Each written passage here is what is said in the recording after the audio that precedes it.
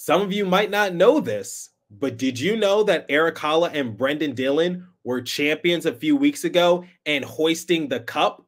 No, not the Stanley Cup, the John Scott Cup from the Beauty League. What is that? And what were the contributions from Haula and Dillon like? Rinkside reporter Anna Behning accompanied me on today's episode to break it all down. We have a lot to discuss in our conversation with Anna. Buckle up, everybody. You're Locked On Devils, your daily podcast on the New Jersey Devils, part of the Locked On Podcast Network, your team every day. Hi, this is Bryce Salvador, and you're Locked On Devils with Trey Matthews. Elliott scores! Oh, Stevens stepped up, nailed it. Brodor's got the puck. What a shot. The Devils win the Stanley Cup. Alrighty now, what is up, New Jersey? Welcome back to the Locked On Devils podcast here at the Locked On Network.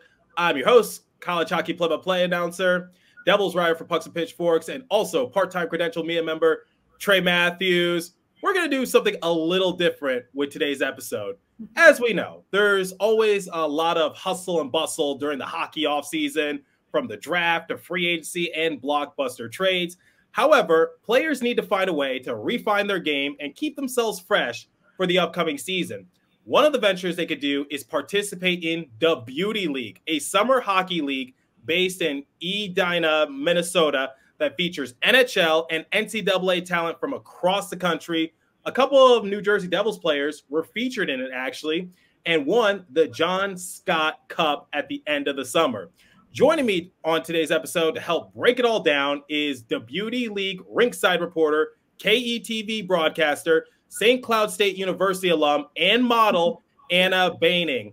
Anna, you were named to the Jim Nantz first team All-American among college broadcasters. Fun fact for my audience, current Devils play-by-play announcer Bill Spalding won the award back in 2012 while he was a student at Syracuse. So you are the real deal. First and foremost, how are you doing? I'm doing great, Trey. Thank you so much for having me on. And wow, I think you hit all the points there with everything that I've done, but it wouldn't have been for St. Cloud State that I would find myself on the path that I'm now excitingly on. But yes, and I'm happy that you got the pronunciation of the Beauty League right. Some people call it the Beauty League, but it's duh. So yeah, no, lots of fun. Yeah, DA, like the rules and Fairly Odd Parents. Exactly. The rules, the players, everything is DA, duh. All right, we're going to talk about the Beauty League momentarily, but first, I want to get to know more about your background in hockey and sports in general, because like I said, you were named to the Jim Nantz first team All-American among college broadcasters. My first question for you is, where did hockey and sports in general begin for you?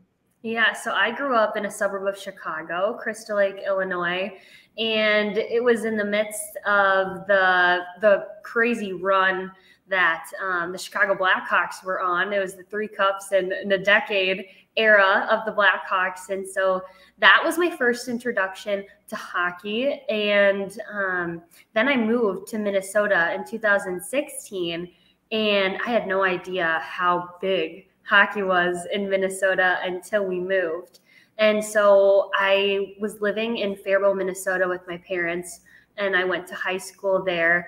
And Shattuck St. Mary's, for those of you who don't know, it is a really great, one of the best in the country, prep hockey school. And so living in Faribault, I just was involved, and I took a deep dive into, okay, hockey is the real deal here in Faribault, and a lot of NHLers come from Shattuck, Sidney Crosby, Jonathan Toews, a great school. So I made a lot of friends who, just seeing their work ethic and how much they put into their hockey craft, it kind of just forged the path for me. And when I was thinking about what do I want to do, there was a couple different options, and I was thinking about, okay, what do I enjoy? And I enjoy meeting people. I enjoy talking to people and just getting to know their stories.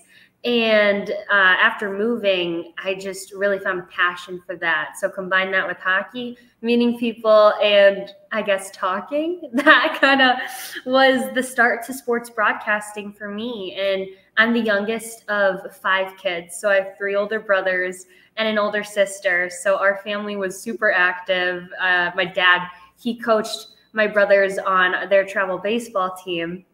So I would go around with them to all the tournaments. We took our RV, just traveled across the Midwest, going to all these games, and sports was always on the TV. And I really looked up to the people who were telling those stories in the booth or on the sidelines, the sideline reporters. And I loved just the way they could communicate the game. But on top of that, who are these people behind the jerseys?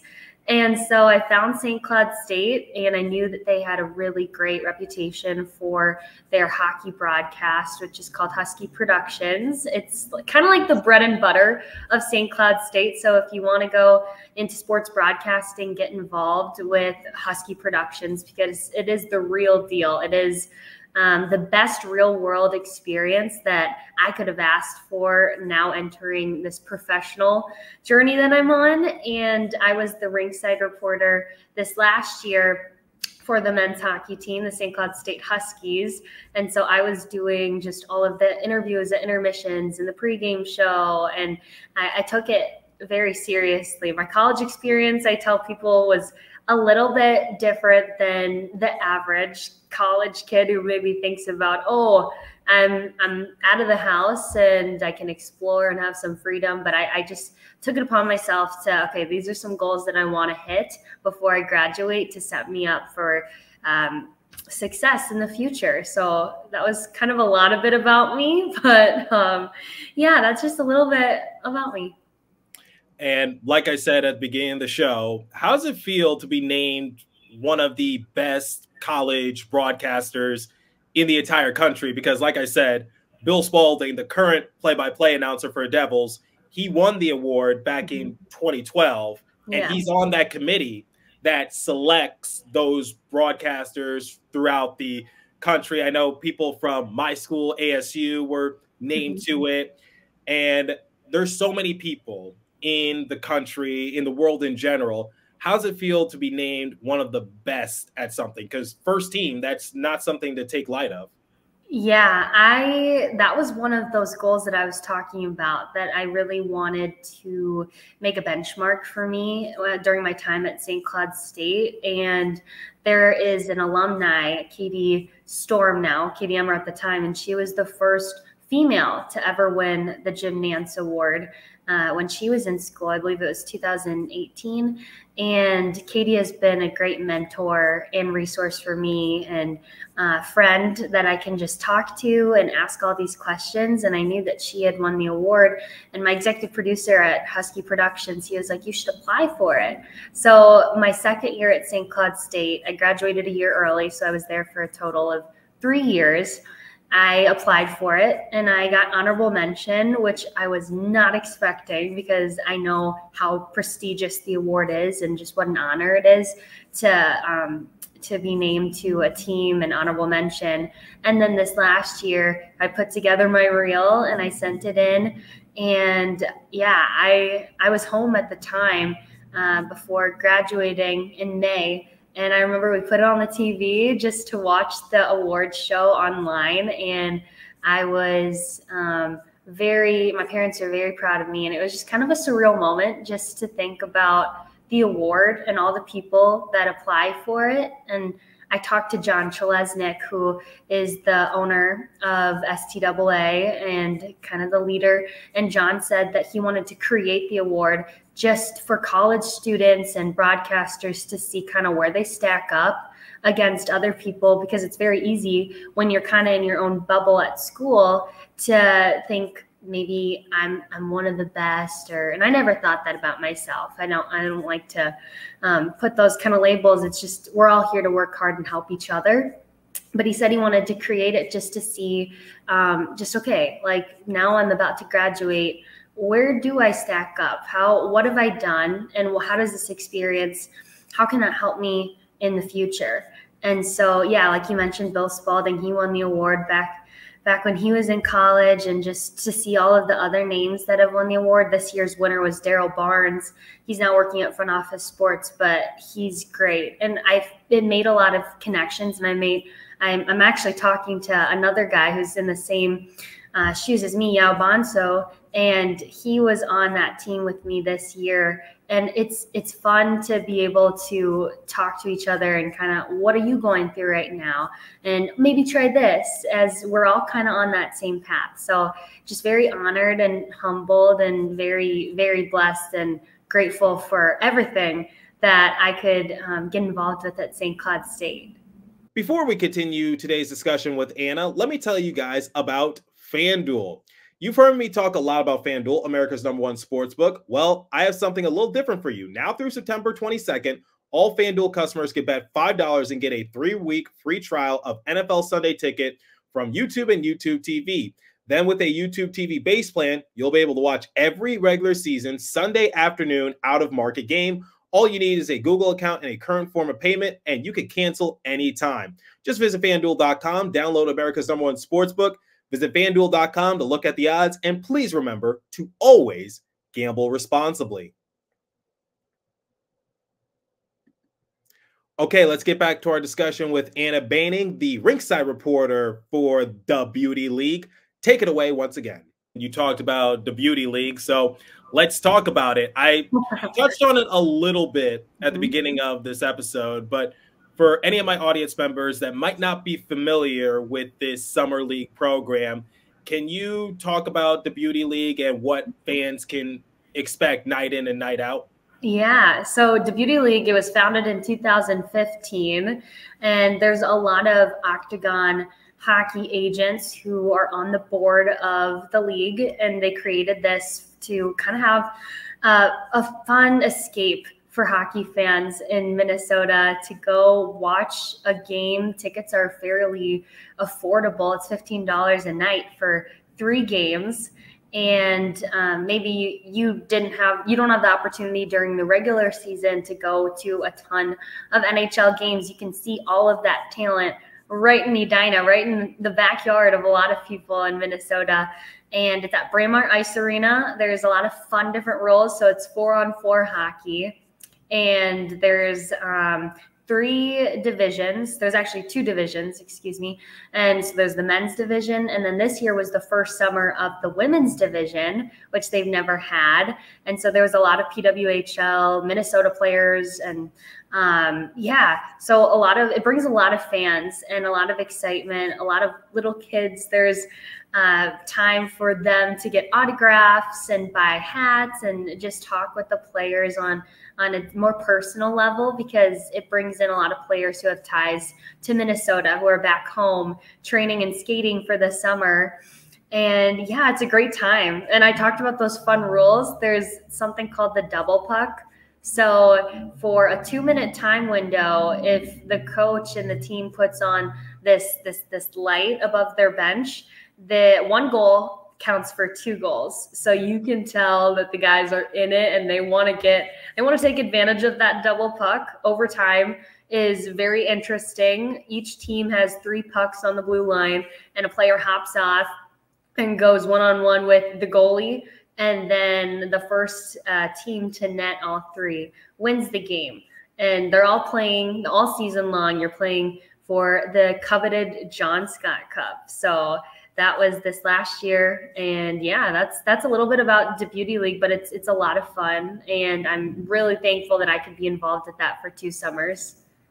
And now let's connect it back to the New Jersey Devils, because they had a couple of their players partake in it. And not only that, they ended up winning the John Scott Cup, similar to what you just said, Brenden Dillon and Erik Haula. Now, this league is based in Minnesota, and that makes sense for Erik Haula. He is originally from the University of Minnesota. He played on the Minnesota Wild early on in his career. Can you just talk about what team they play for? Team Tria? Is that how you pronounce it? Team Tria. Yes. Team Tria ended up winning the championship. Erik Haula, he actually was showing a lot of offensive upside Brenden Dillon was forming chemistry with his new teammate. Can you just talk about Erik Haula and Brenden Dillon, what they did in the league, and maybe just their team in general? What made them champions? Yeah, so they both were playing for Team Tria under their coach, Paul Fletcher. Their captain was Nate Schmidt.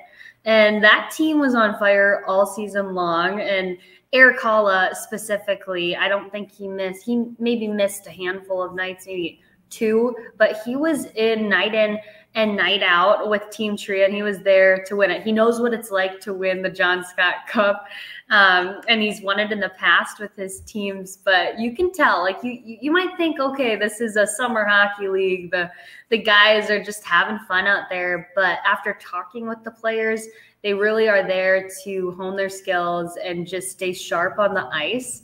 And so for Erik, he definitely was taking it very serious all season long. I wrote down some of his stats, but he led the league this year in points. So he had 13 goals and 18 assists for 31 points. And he made it to the all-beauty team alongside his captain, Nate Schmidt.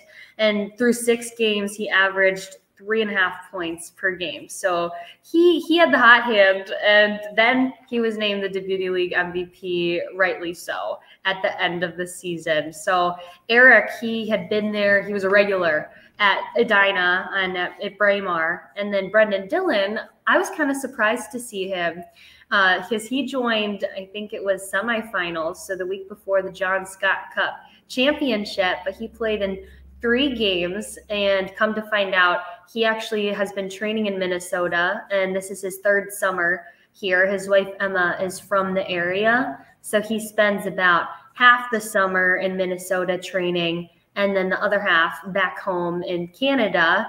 But he trains at Velocity Training Center with Nathan Welty, who's his trainer, who he also has connections with Erik Haula, because when Erik was actually playing at the University of Minnesota, Nathan, the trainer, he was interning there. So all through word of mouth, just where do these guys go? And Velocity is connected, and it's inside Braemar. And so it's super easy. Like, you can put in the work in the weight room before the Beauty League on Wednesday night. So that I think that's what a lot of players did. But when Brenden came, he played in 3 games total. He had a goal and 4 assists. So he definitely made an impact. And I think it was his first time playing in the league. And he was not shy at all, but it was just almost picture perfect that him and Haula were both playing for Team Tria. Just so, like you mentioned, they can formulate that chemistry early and bond. You're both in Minnesota training, playing in the Beauty League, get a feel for each other before this new season and this new look roster for the Devils, really, because those bonds and that chemistry really can take you very far in the season. So once October rolls around and training camp, I feel like those two will have a good feel for each other. Devils fans, I'm going to keep you honest. Do not expect Erik Haula to have that sort of point production for this upcoming season. I do say his offense is underrated, but the stats that he put up in the Beauty League, I don't think it's going to translate for like 3 points per game here for the Devils. But he is still a very underrated offensive asset, and hopefully he adds that a little bit to his game because, like you said, he won the MVP, and we'll see what happens. But speaking of which, when I interview Erik Haula, he's one of my favorite people to interview because he'll tell it how it is. Win, lose, whatever the case might be. If he's in a good mood, he'll be very talkative. If he's in a bad mood, he has no issue just being straightforward and honest, and I respect that about him, which is why he's one of my favorite people to interview. I was watching one of your videos, and I think the question was like, if you weren't a hockey player, what would you be doing? And I think his answer was like, what, golf or something? Or what? Yeah, that was last summer. So when I'm at the Beauty League, they call me a Rinkside reporter. And I know what it's like to have that privilege to be a Rinkside reporter during the regular season of a hockey team. So I'm asking those hard-hitting questions at intermissions, just those game time questions. But at the Beauty League, it was a little bit of a transition last summer when it was my first year working with them because they don't want to talk about the actual game that's going on. Yes, they take it serious when they're off the ice, but when I'm doing my interviews with them, they don't want to talk about that. So I can sit on the bench with the teams, and I kind of just set up a camera and I ask different fun questions, just more personal questions that the fans maybe are interested in more. So like last year, I think it was semifinals, I asked like, oh, it's semifinals tonight, and breakfast is the most important meal of the day. This is a very big game. So what did you eat for breakfast today? So those type of questions. This year, obviously the Paris Olympics, I asked them, what Summer Olympic event would you want to compete in? And I believe Erik had said, oh, what was it? Something with, it was either swimming or like the triathlon. I think it was, I off the top of my head, I think it's swimming. I think that was the majority answer, I believe. So I'm going to go with swimming. The majority answer was, surprisingly enough, table tennis, ping pong. So the guys were talking about that. But yes, when you mentioned pro golfer, that was a resounding answer too for a lot of the players, was to be a pro golfer. But so I'm doing those type of interviews during the actual game. And then we call it like at the half, because you don't have 3 periods. It's 2 periods, 2 23-minute halves. And in between, I'm doing the interviews for the stream. But yes, I'm not talking about the game. I'm talking more fun. So I did an interview with Erik Haula too, towards the end of the season, just about how big would it be to win the John Scott Cup? What would this mean? And he said, we're all just here to have fun. But yes, it would be nice to win that. And he knows what it's like to win that. So I think that kind of gave him a little bit more motivation this season. We all love Erik Haula here in Jersey, and it's interesting you said table tennis, because there is actually a ping pong table set up in the Devils locker room. And I'll tell you a funny story. During development camp, I was doing an interview with one of the players, and of course I don't have like a tripod. That's not allowed in the locker room. So I put my laptop on the table to do the interview with one of the prospects. And as soon as I was done, one of the Devils PR team members came up to me. He was like, hey, don't do that. Don't put your laptop on the ping pong table. They take it very seriously. But anyway, we talked about Brenden Dillon. We talked about Erik Haula. Are there any other stories you got from NHL players or NCAA players throughout the league that you want to share? Funny interactions? Go, floor is yours. Yeah, funny interactions. I feel like I'm always catching them off guard with my questions, especially the first night. So maybe players who are new and they don't know exactly what I do with the beauty league. And so when I set up my tripod on the bench, I'm like, oh, hey, do you have time for a quick question? They're probably expecting something about the game, but it's never about the game. So my questions were pretty non-hockey related. One of them this summer was, what was your high school GPA? And so I got to hear a lot of different GPAs. And who had the lowest? Do you remember who had the lowest? Please tell me you do. I can't remember who had the lowest, but I remember it was below 2.6, I think. And he said that he had, I don't know, do you consider that a good GPA? Well, let's see. When I was first in high school, I had a 2.7, so I'm not really one to talk. Okay.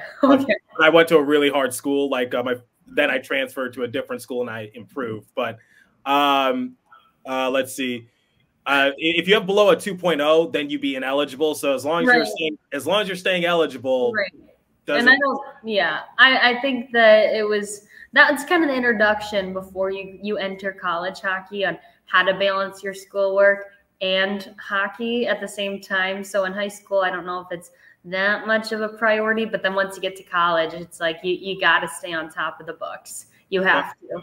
Fun fact, if I had to maintain a 3.0 to stay at ASU for Cronkite, that's their recommendation for the grad school program. If you have below a 3.0, you're kicked out of the program. Fun fact for my audience. So yes, I am Yeah. Very intelligent. I've learned my ways. I've learned my ways. Yeah. What I love about the Beauty League, when I just think back to this summer, is just all of the great families that come out. And last year I got to connect with a lot of the fans and just to see how excited the kids get, just to watch their favorite players on the ice. Like, I would go around asking fans, who are you excited to watch tonight? And they're wearing the jerseys, and they're wearing the Beauty League merch that they have the opportunity to get signed before the game. So they line up the doors from the parking lot or the players park. The kids line up the doors, and then it's kind of like you're greeted with a bunch of fans and kids, and they stop and they take that time to talk to them and to do the signatures. And then after the game, same thing. And then, yeah, right by the Zamboni entrance, like, the kids are lined up and they're ready to meet and talk with their players. But just all the families, then also just players' wives and kids, you kind of can spot them because they're wearing like the jerseys with daddy on the back. And yeah, and there's a lot of brother tandems too, and who come and play, like the Brodzinski brothers. They all were playing in the league this year. Who else? Jackson and Noah Cates, who are playing this year. A lot of guys who are playing out east now, like Bobby Brink, he was playing, Ryan Paling. They were all playing too. Justin Hull, also Erik Haula. He got to play with a lot of former Gophers at the league. So it's kind of fun because you make those connections back in the day. And as you know, the hockey community and hockey world is so small. The Beauty League kind of all brings them back home for them. So it's just a great time all around. And I would highly recommend, if anyone ever is in the area, to go check out the Beauty League. I did think of something interesting. So there's a family, a husband and wife, and they're from Texas, actually. And they had heard about the Beauty League last summer, and they decided to make a quick road trip up to Edina just to watch the Beauty League. And they were there for 3 weeks. And funny enough, the guy was named Ryan. He liked to play the trumpet. So he played the trumpet at the game for the Star Spangled Banner. And then when the guys were coming out onto the ice, he got to play, I can't think of the song right now. What's that really catchy hockey song? It's like, okay. I can't remember. Hello out there. We're on the air. It's hockey night tonight. Something like that. Well, it's like,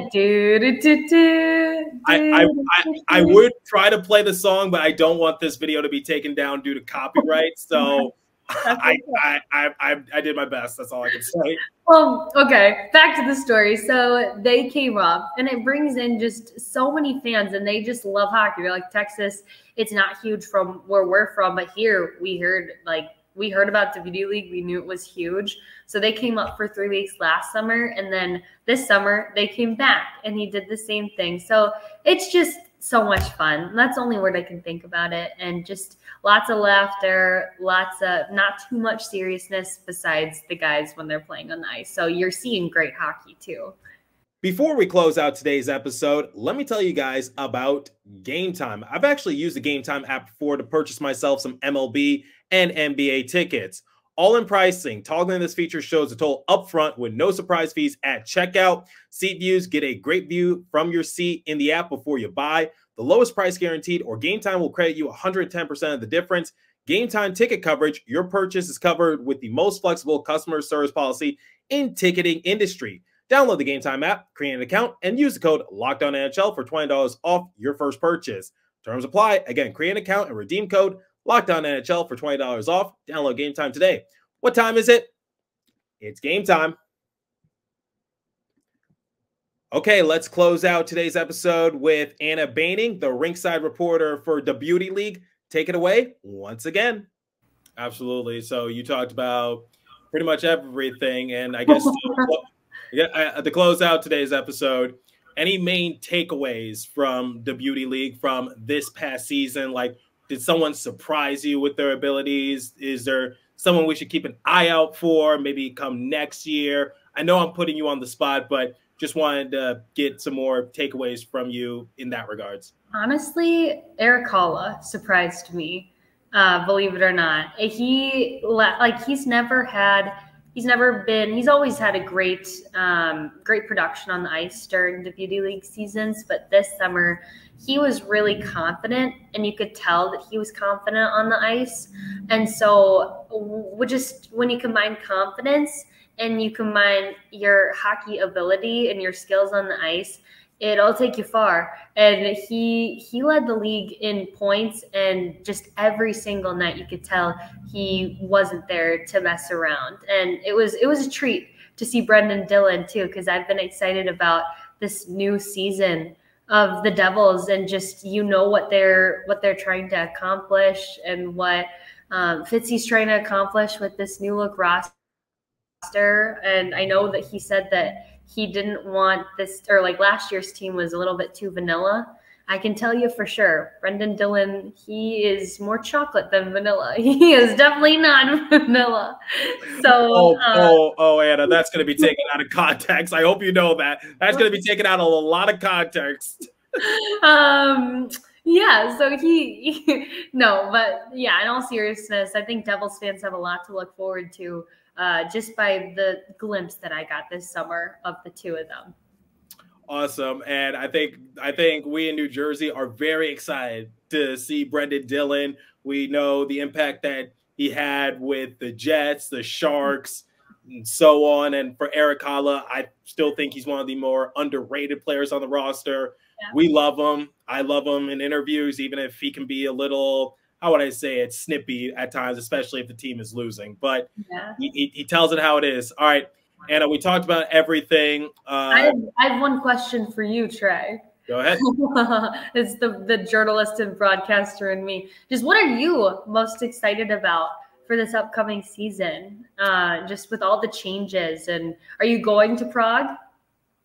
I thought about it, but I'm just like, you know what? I got an internship here in Florida. I don't think that much travel is good for me. I know firsthand, because I travel with the team so often in a short amount of time that I was sleeping in my own bed only like twice in a 3-week span. So I thought about it, but probably not. But to answer your question, I'm really excited for this upcoming season. I think what really plagued the Devils was just injuries. I don't think they were as bad as people were projecting them to be, because if you're losing your star players like Jack Hughes and Nico Hischier, Dougie Hamilton for an extended period of time, of course you're not going to be as good as you're projected to be. And also, we know what happened with Michael McLeod and his situation that also hurt the Devils in terms of hockey. I just think when it came to injuries, they were just given the short end of the stick. And unfortunately for someone like Lindy Ruff, he's the odd man out, because it's one of the reasons why I will never get into coaching, because if the team is doing well, the coach is given the least amount of credit. But if the team is doing bad, they're the first ones to blame. Exactly.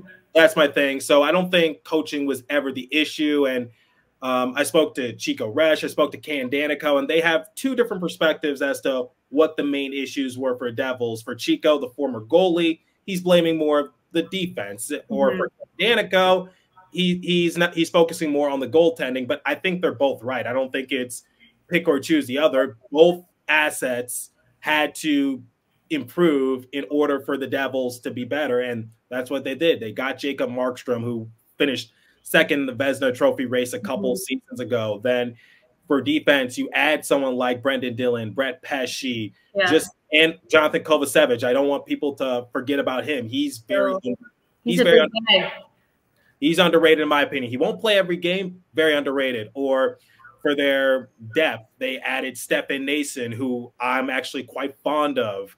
They added back Tomas Tatar. Tomas was really good with Nico Hischier and Dawson Mercer. You add, or Paul Cotter. I have a soft spot in my heart for people who are from Michigan. It's just like you add people like that to really shape-shift your roster a little bit. And I think Fitzy did exactly what he was going to do, but I wish him the best in Prague. I thought about it, but I don't think I'm going to do it. And I think this season is going to be a lot better. Thanks for asking. I'm usually the one interviewing people, not the other way around. And I could say the same. So the tables have turned now. Lots of anticipation though leading up to the season, and I bet you're so excited for that. I'm absolutely excited. Can't wait to get back to the Rock to cover some games firsthand. And Anna, we talked about everything from the Devils to the Beauty League to your career to my perspective on the team. Where can my audience find you at? You can follow me on X. You can see right there my handle is @Anna Behning. And it's Behning for everyone who's wondering. A lot of people like to say Benning, but it's Behning like raining. And also Instagram, same thing, Anna Behning. So just give me a follow on those and don't hesitate to reach out. I love meeting new people. All right. And if you're living in Nebraska, check her out on KETV. Right. Yes. The pleasure is always mine. Thank you for taking time to discuss the Beauty League and give Devils fans a different perspective on Erik Haula and Brenden Dillon. Of course. Thank you so much for having me, Trey. And like I do to close out every episode, continue to stay safe. Have a wonderful day in New Jersey. Go Devils. I will catch you next episode. Thanks for listening once again.